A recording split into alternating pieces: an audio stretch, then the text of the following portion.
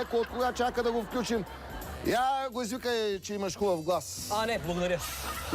Що си го викнете вие? Аз ще го... Айде, момичета, извикайте от той. Леко, леко! Не! Леко! Чуваш ли ме? Стига се, бе! Чувам те, бе! Кой искаш? Ами искам да разбера къде се намираш. Ми няма ти кажа. Хайде сега, няма ти кажа, дали се сетиш. Той Валентинчо е газопровод. Подам газ за България. Шегувам се, бе! Как си подам? Аз не мога да смогна България за газ. Сега той газопровод. Може да е руски, може да е венецуелски. Не знам, ма голямо нещо е. Голямо нещо е. Ами голямо е! Все пак това е газопровод! Газопровод, ма няма ти газ, нали? Ако не съм аз да ми намеря газ, всички ще изпукате за в час. Ма ти газ ли търсиш, Калеко? Да не си открил газонаходище? То си моя работа. Открих нов чълъм за добиване на газ от джубре. Това е много интересно. Интересно е? Сега слушайте. Новия чълъм за добиване на газ го измислих, като варих ракията. Значи, да ви кажа, хей тей, как се седях до този казан? Е, тука. И по едно време и ми светна. Значи, като се свари ракията, джубрето се изхвърля, нали така? Аз обаче не го изхвърлям, а го събирам в найлонови чували и чакам. Като се бъде така повечко джубре, отива в края на селото и го разхвърлям. А така хубаво го разхвърлям много с голямата паданара. Ама не урболешката. Имам си система. Значи, квадрат земя, кило джубре. Запомниш ли, идиоти? Ей, сега ще видите. Ей, сега! Ей, той тук е отработеното вече джубре. Ох, на бати! И то, де ви казвам, то пуща газ. Нали знаете? То дава фирати, мек. И то без ДДС. Е, точно е taj газ, мен ме интересува. Ми този газ не отлита ли в атмосферата, бе, Калеко? Отлита ти! Мозъкът ти отлита! Ни бързе, бе! Ни бързе като парле пред майка си, бе! Мълчи се и слушай! Значи, върху той джубре! Ето е, аз свърлям големи найлони. Хубаво ги присягам с сизал и ги опъм върху 3-4 чепа. Ма кое чепа? Върху джубрето и то става нещо като балон, в който се събира гъста. Аз му викам джубре станция. Не, нали, газостанция, а джубре станция. До тук е ясно ли ви, идиоти? Не ми е ясно какво правиш с вече събрания газ. Много си прости, бе! Какво правя? Отвеждаме с маркучета от джубре станцията до потребителите в селото. Ей тия маркучета. Ето тук имам замостра едно. Отвеждам под налягане. А налягането в маркочетата откъде ще дойде? Бе, и за той съм помислил, бе. Леко за всичко мисли, бе. Нали знаете, че над джубрито винаги се въртят така мухи, винарки. Показвам. Това не са баш винарки, ама стават и те стават. Значи, винарката фърка нагоре-надолу. И по този начин наляга. Ма хубаво наляга винарката върху гъста.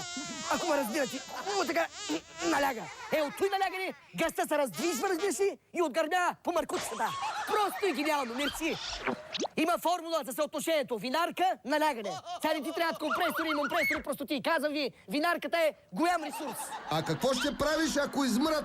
Веднага вкарвам летящи хлебарки от Венецуела. Лично с Уго Чавес съм преговарял за тях. Показвам. Сега, тая е от Венецуела. Там са национална гордост. Гледай, гледай, каква красавица е. Гледай, то мустак, то крило, то усанка, то гръбнак, е душица. Значи тия дубичета дигат налягане минимум 5 атмосфери. Дай се представям да не ми спукат балона. А може и джибрито по маркучета да подкарат.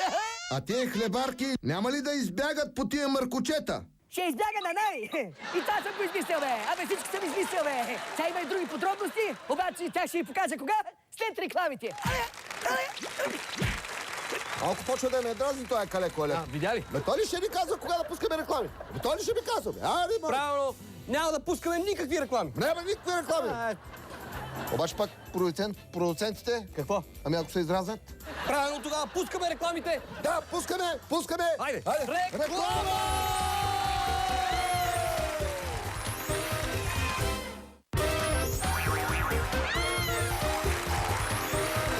Ето ни отново след рекламите! Продължаваме с Калеко Алеко и неговият епохален чълъм за добиване на газ. Сетир ли съм? Сега, сетир съм, сега, преди почне да ми врякате къде съм, чуваме ли са и други глупости. Веднага обяснявам. Това е офиса. Къде бе? Тук от тази страна. На моята фирма Далеко газ. Оди. Димек, моя газ оди далеко. Как съм го измислил, бе? А тия 3 казана зад мене ги заварих от бившия собственик. Тук всичко е по 3. Даже селото се казва 3 гъс. Ама аз ще го прекъсна на Три газ!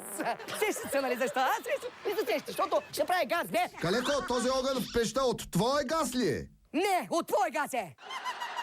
Слушай сега, докъде бях стигнал? Преди рекламите. Как съм решил проблема с бягащите от джубре станцията винарки? Значи, на изходите на всяко маркуч.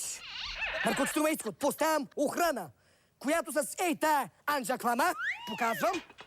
Ще изкарам сега. Така, с тая анджаклама охраната връща винарката в балона.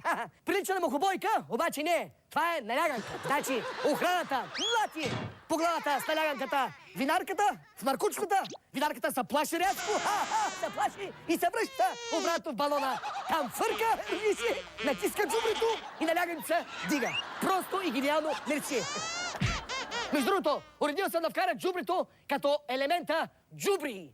Съкратено джу в Менделсоновата таблица. Показвам. Джу. Значи говорил съм лично с балдъзата на Менделсон. Пардон, на Менделеев. Те са брачери. Тя живее сега в Сочи и сега ме закрънкал да й пусна газ от моята.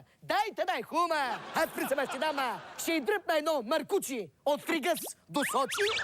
Ама се чуе сега през Черно море ли да й го пусна или през Босфора. Май през Черно море ще бъде, защото за Босфора нямам толкова дълго маркучи. Значи ще изнасяш газ, така ли? Ти ко мислиш, бе, Ахмак? Започвам от селата, първо по-малки, постепенно хващам Балканския полуостров, оттам през Европата, Китай, Русия и така нататък. Сега съм подхванал един строеж на терминал. Тригъс, Лос-Анджелес. Ама то било голяма работа, бе, Калеко! Голяма я! Това е Южен поток, това е Северен ручей, Газпром, да си тук газта. А ти от Газпром даже и песни се измисли даже. Като я чуя, направо се вледенявам. В России не было и нет надежнее «Газпрома». Мы дарим всем тепло Хайде, и тая, свет. пусти другата газта, бе. Другата, че и по-бърза.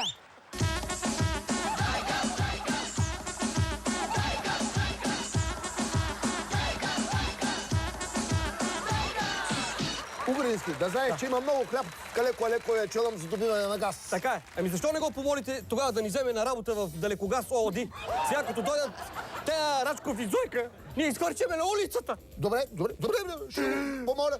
Добре, ще говоря с него.